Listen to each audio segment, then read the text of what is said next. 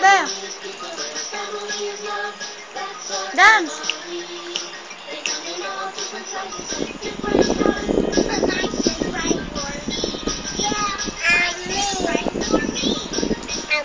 Gusto mo yon?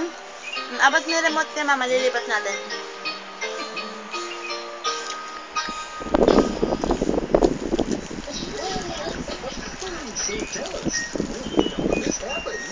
Well, Daddy took Mommy to the hospital on Friday. Not this one, be. You know. And then she stayed in the hospital for 2 days, and last night she came home. Did you go see your mom at the hospital? Salamat. I bet it was fun to bring the baby home. It was. Sing ikaw, ah. Dali, dun ikaw.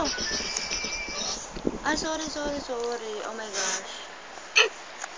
Ah, may kasi na ba yan? Yan na ba?